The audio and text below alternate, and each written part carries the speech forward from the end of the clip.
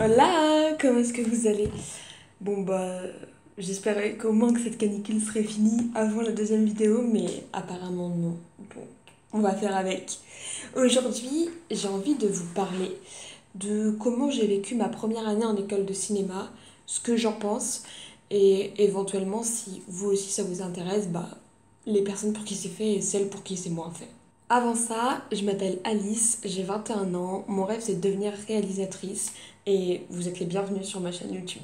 J'ai intégré une école de cinéma cette année, ça a été un peu le fruit d'une longue réflexion parce que c'était pas du tout le métier que je voulais faire quand j'étais enfant. Je suis passée par différentes phases et pendant toute mon adolescence, moi je voulais devenir comédienne. Donc j'ai fait une école de théâtre qui s'est mal passée, qui m'a pas plu du tout. Et après je me suis cherchée, j'ai travaillé en attendant. Et il y a 2 ans, maintenant, waouh, ça fait longtemps, j'ai tourné un court-métrage très très mauvais, hein, que vous ne verrez jamais tellement il est effroyable. Et ça m'a vraiment donné envie de faire ce métier. Donc, l'année dernière, en septembre dernier, j'ai intégré une école dont on ne citera pas le nom, comme ça me permet de citer et les points positifs et les points négatifs sans être restreinte. Et je vais vous dire un peu ce que j'en ai pensé. Déjà, j'ai choisi une école et pas une fac parce que dans une école, on pratique le cinéma, alors que dans une fac, globalement, on fait pratiquement que de la théorie. Le fait de faire ça, ça a un prix en général assez élevé. Des écoles de cinéma qui coûtent pas cher, il n'y en a pas, hein. Il doit y en avoir 2 ou 3 sur sélection assez rude, mais moi, j'avais jamais rien fait de incroyable avant, vous voyez ce que je veux dire. Donc, je pouvais pas prétendre intégrer une école un peu supérieure, comment on pourrait appeler ça, enfin une école un peu prestigieuse, voilà, c'est le mot que j'ai cherché, comme la FEMIS ou quelque chose comme ça.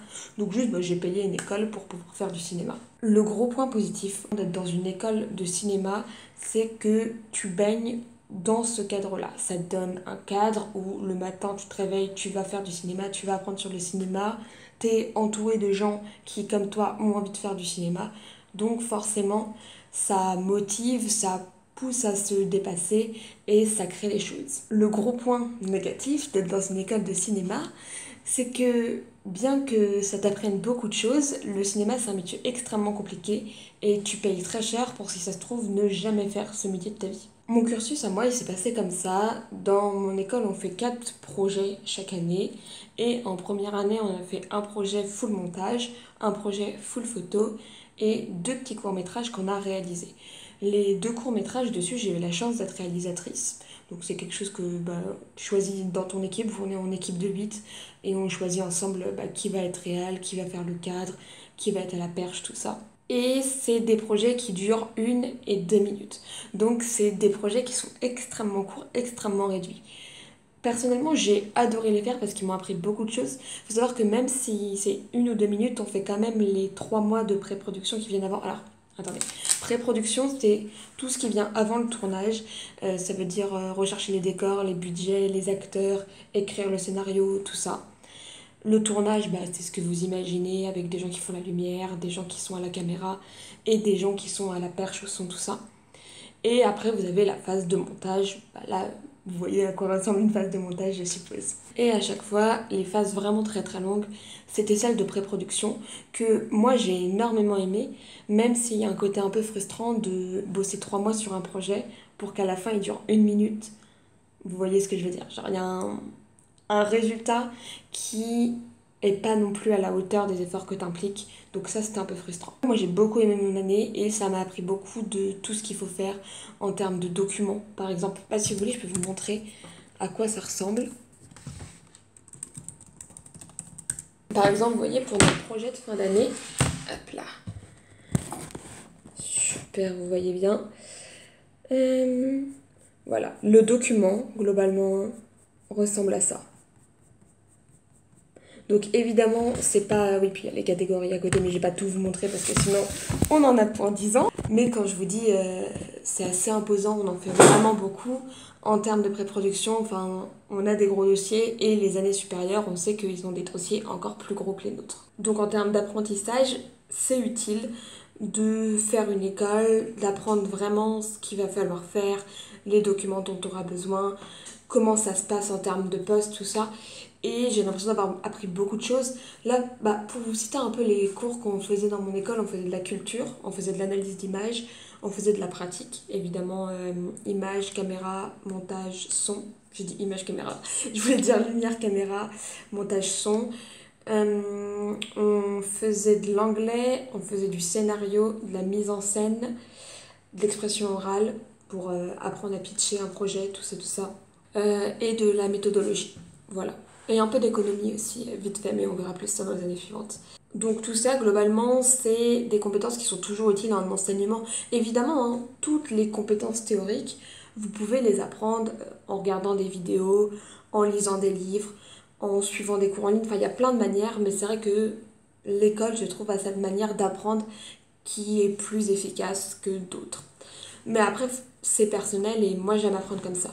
Donc en termes de ce que ça m'a apporté, surtout d'un point de vue pré-production et théorie, moi j'ai trouvé ça hyper utile et d'ailleurs l'année prochaine mon école propose plusieurs spécialités. Alors c'est pas aussi précis que réalisation tout ça. Et du coup moi j'ai choisi de m'orienter dans la catégorie pré-production qui consiste à refaire tout ce que je vous ai dit, ces magnifiques documents, des plannings, tout ça, parce que j'aime organiser des choses. Attendez, parce que j'ai mis de l'eau à bouillir et j'ai un peu peur que ça explose en mon absence. Je crois que j'ai fait ma manœuvre au bon moment, un peu plus et... Autre point extrêmement cool, tu rencontres des gens qui globalement ont les mêmes passions que toi et qui ont envie de faire la même chose. Et pas forcément de la réalisation, ce qui est bien, parce que le mieux dans le cinéma, c'est de pouvoir rencontrer des gens qui ont envie de faire des jobs différents. Sinon, vous allez juste tous vous entretuer à la fin. Si vous voulez organiser un mariage, ça sert à rien d'avoir 10 personnes qui s'associent qui vendent des robes. Il faut une personne qui vend des robes, mais il en faut aussi une qui s'occupe de faire le repas et une qui s'occupe de trouver les lieux. Et c'est la même chose globalement dans le cinéma. Et ça, c'est très cool parce que du coup, tu rencontres plein de gens qui ont des envies différentes mais qui font la même école. Et ça a donné des très belles choses. Par exemple, là, on s'est lancé 2 projets dans l'année de tourner des mini courts-métrages en 76 heures à peu près, c'était sur des week-ends de 3-4 jours. Et c'est des projets qui forcément nous apportent beaucoup et dont on a les droits, ce qui est important parce que je vais en parler juste après. Là prochainement, on va pouvoir faire un 48 heures. Un 48 heures, c'est exactement le même concept, sauf que c'est un concours officiel de cinéma. On s'est inscrit, c'est assez sympa en plus parce qu'on a un groupe constitué à la fois de 3e année et de 1re année. Donc ça devrait marcher comme sur des roulettes, c'est ce qu'on espère. Et donc il y a tout ça qui te met dans une énergie très productive, en plus du fait de toucher à du matériel qui est vraiment plutôt haut de gamme. C'est évidemment du matériel de cinéma qui est quand même récent, qui est quand même très bon. Et c'est quand même un énorme point positif d'avoir ce matériel sous la main quand tu fais des projets. On travaille en quelque sorte en conditions professionnelles et le fait d'être dans cette ambiance, dans cette bulle, d'être entouré des bonnes personnes, être dans un cadre professionnel, tout ça, ça apporte une dynamique qui est bonne et qui te permet de progresser. Ça, globalement, c'est le gros côté positif à faire une école. Les côtés négatifs, parce que vous vous en doutez, il y en a aussi, c'est que tu sais pas où tu seras après ça. Par exemple, là, on a fait 2 projets qu'on a tournés. J'étais très contente des rendus. C'est pas... Il n'y a aucune qualité professionnelle. Tu peux te dire que ça a été fait par des professionnels. Il y a quand même... Ça reste un travail d'étudiant. Et évidemment, on est en 1re année, donc ça ne peut pas être parfait. Mais j'en suis quand même assez fière, assez contente, parce qu'on a bossé longtemps dessus et que le résultat est à la hauteur de ce qu'on a voulu en faire. Donc ça, j'étais assez contente. Mais ces projets-là, par exemple, on n'a pas les droits dessus. Et c'est un problème un peu récurrent dans cette industrie, c'est que c'est hyper compliqué d'y rentrer. Et si en plus tu peux pas montrer ce dont tu es capable, c'est de plus en plus compliqué. Je pense qu'il y a aussi un peu cette raison, finalement, pour moi, de venir sur YouTube, de vous parler comme ça. C'est... Tu peux pas trop entrer dans le cinéma si t'as pas de relation, que personne te connaît. Enfin, c'est un milieu qui marche énormément aux connaissances. Et il y a un truc où il faut en vouloir, mais il faut aussi pouvoir, genre, je sais pas trop comment vous l'expliquer, mais ne pas pouvoir disposer par exemple des droits sur tes propres films quand tu les tournes et que t'es à l'école et que l'école n'en fait rien, c'est comme si les projets ils étaient complètement perdus et que tu pouvais pas les montrer. Par exemple, là, avec les autres délégués de ma promo, on avait pour projet de créer une chaîne YouTube regroupant l'intégralité de ce qu'a fait la promo. Ce qui, en soi, va être possible pour ce qu'on a appelé... les tournages qu'on a fait en 3 ou 4 jours, on les a appelés les club festivals. Donc voilà, ça vous pourrez les voir. En soi, vous pourrez aussi voir le making-of du projet qu'on a réalisé à la fin de l'année, enfin que mon groupe a réalisé à la fin de l'année. Mais par contre, pour l'instant, il n'y a pas trop de certitude que vous puissiez voir les courts-métrages qu'on a filmés dans le cadre de l'école. Et ça, c'est dommage. Mais ouais, c'est un milieu qui est extrêmement angoissant. Enfin, tous les gens à qui j'en parle sont en mode « Oh, t'es courageuse, je te félicite, tout ça ». C'est vrai que quand tu te lances dans des études et que les gens te disent que t'es courageuse, en général, ça sent pas si bon que ça. Mais on verra. Donc là est toute la complexité. C'est que ça va t'apprendre énormément de connaissances, quand même une bonne partie de compétences, mais il va y avoir toujours cette dualité de... Aujourd'hui, on est dans un monde où il faut être vu. Pour pouvoir se faire voir, il faut être vu. C'est des États qui fonctionnent comme ça. Et qu'est-ce qui est le mieux entre acheter du bon matos pour le même prix que l'école et filmer avec tes amis des trucs indépendants jusqu'à ce que ça marche, ou faire une école, avoir des compétences mais avoir extrêmement peu de visibilité ou devoir réinvestir de l'argent dessus. C'est là tout le sujet. J'espère franchement pouvoir faire cette même vidéo l'année prochaine, vraiment dans 1 an, et pouvoir vous dire ok, ça décolle, j'ai des choses à vous montrer. Pouvoir au moins me dire que j'ai mis un pied dans ce monde-là. Vous voyez ce que je veux dire? Mais là, après, ça devrait arriver. On fait un vrai 48 heures, donc le vrai festival en juillet. On devrait tourner un court-métrage entre amis, justement, entre première année en septembre, qu'on peut diffuser, et ça, c'est différent. Donc, si tout ça se passe bien, si ça nous prouve qu'on a les compétences pour mener nos propres projets, je pense aussi que ça sera un bon moyen de se développer. Après, sinon, vous inquiétez pas pour les gens qui pensent que le cinéma c'est très élitiste, tout ça, tout ça.